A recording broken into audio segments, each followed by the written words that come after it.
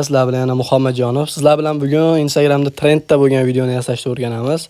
Tutorial qilib chiqarib bering deb ko'pchilik so'rashib turgan, shunga tutorial qilib chiqarishga qaror qildim. Ya'ni shu video ustiga bosing, gapim bor deb turib, umuman boshqa reelsga o'tkazib, seni sevaman deb chiqarish. Bu hozirda Instagramda rosa trend bo'lyapti, ko'pchilik yasashni bilishmayapti ekan. Xo'sh, buning uchun bizga Edits programmasi kerak bo'ladi. Play Marketdan ham, App Store'dan ham sketch qilib olsanglar bo'ladi. Bu Instagram bilan birgalikda ishlaydigan programma. Bunga kirib olamiz, libboy bitta, xo'sh, videoni tanlab olasizlar, o'zingizlarga yoqqan videoni tanlab olasizlar.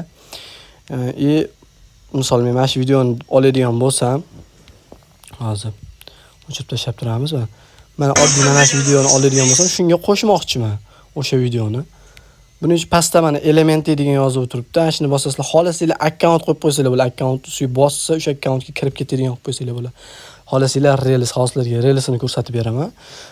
Xohlasanglar mana Instagram rekomendatsiyadagi reelslar qo'ysanglar bo'ladi va o'zingizlarning videolaringizni qo'ysanglar bo'ladi. Misol uchun mana bu videoni qo'yib qo'yamiz hozir.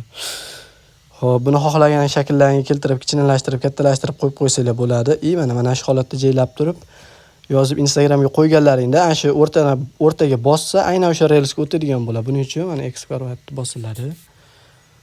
Videoni saqlaydi. Video saqlab olgandan Instagramga bosasizlar bo'ldi. Все, o'zi qo'yadi. Avto keyin sizlar xuddi sizlarda ham shu mendaqangi bo'lib ustiga bossa videoga o'tadi. E'tiborlaringiz uchun rahmat. Like, obuna bosishni esdan chiqarmang.